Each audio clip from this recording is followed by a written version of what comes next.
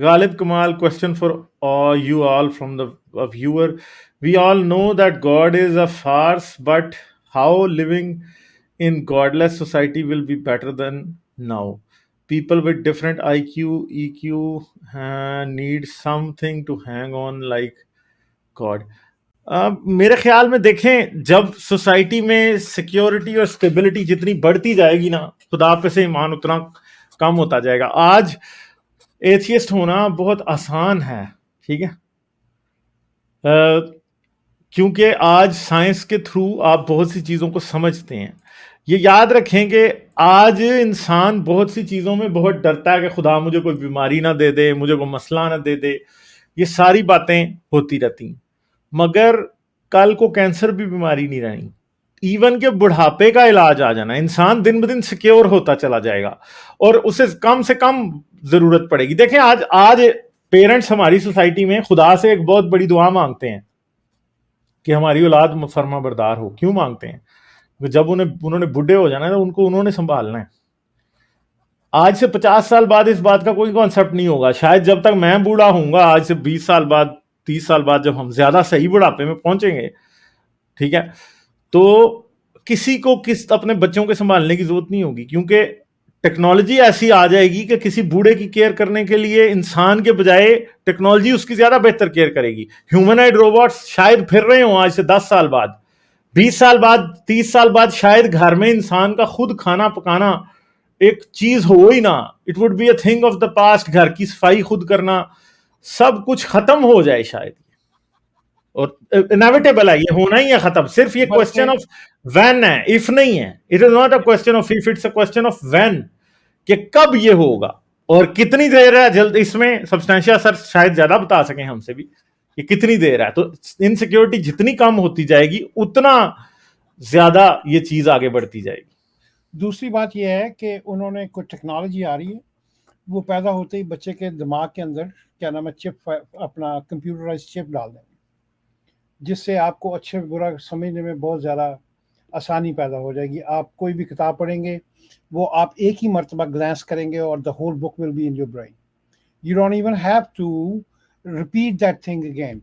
तो अगर वो बुराई ख़त्म कर देते हैं चिप डाल के, आपके क्या नाम है ब्रेन को आप कंप्यूटराइज कर देते हैं, तो फिर तो अल्लाह का बिल्कुल अपना कॉन्सेप्ट ही खत्म हो जाएगा, क्योंकि कोई बुराई तो करेगा नहीं, तो वो उसका कारोबार कैसे चलेगा. सो एंड अच्छा, सब्सटेंशिया सर, हेलो. जी जी जी जी, मैं हूँ सर, आप क्या कहना चाहेंगे? फ्यूचर में इनसिक्योरिटी इंसानों की टेक्नोलॉजी की वजह से जब कम होगी, तो क्या मजीद लोग मजहब से दूर नहीं जाएंगे? है मैं ये ऑप्टिमिज्म शेयर करता हूँ बड़ा गार्डेड अंदाज में आपके साथ.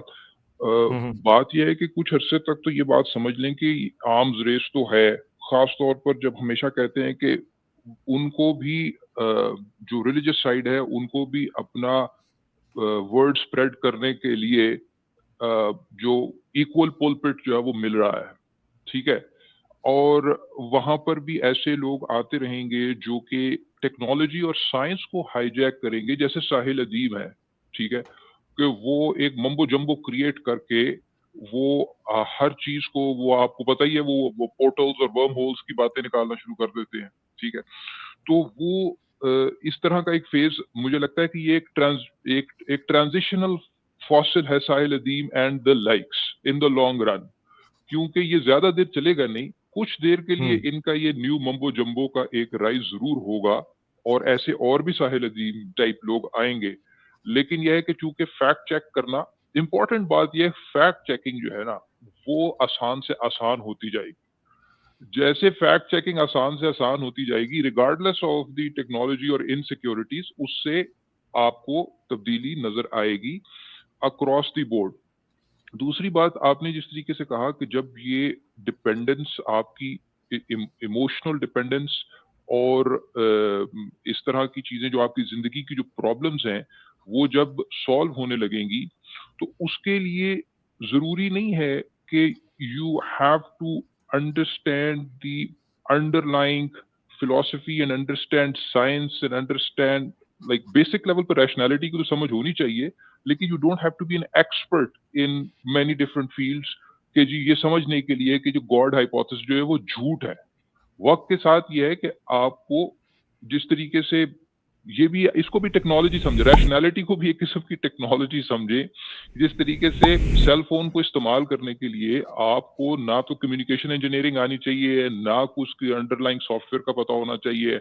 इसी तरीके से आपको रैशनैलिटी को उस तरीके से समझने के लिए हाजी भाई भी कह रहे थे, वो तो खैर वो एक और डिफरेंट बात कर रहे थे, लेकिन जो बेसिक आपकी रैशनैलिटी की जो प्रिंसिपल्स हैं उनको भी समझने के लिए आपको किसी वो higher end of the spectrum of IQ पर नहीं होना पड़ेगा। No doubt there is a spectrum and there is a distribution. तो आप ये देखेंगे कि ये सारी चीजें जो अगर आपका कोई एक बेल शेप्ड कर्व बनेगा आईक्यू का या ईक्यू का, उसके सेंटर में भी जो लोग बैठे होंगे ना, वो भी ये बातें समझने लगेंगे। तो आई थिंक वहां से ज्यादा होप आएगी। कुछ ना कुछ आपकी इनसिक्योरिटीज रहेंगी। जब नई टेक्नोलॉजी आती है तो वो आपके टारगेट्स और बेसलाइन आपकी चेंज हो जाती है। तो ऐसा तो नहीं है कि इंसान कभी डिसअपॉइंट नहीं होगा, क्योंकि आपकी बेसलाइन इंप्रूव हो जाती है तो आपकी एक्सपेक्टेशन भी बढ़ जाती है। वो चीजें इनसिक्योरिटीज किसी ना किसी फॉर्म में रहेंगी, लेकिन मेरा ऑप्टिमिज्म यहाँ पर है कि वो अगर आप ये जो आईक्यू का जो अगर एक बेल शेप्ड कर्व है, उसके सेंटर में भी जो लोग हैं ना, वो भी क्या कहते हैं रैशनैलिटी को पकड़ने लगेंगे इन द लॉन्गर रन।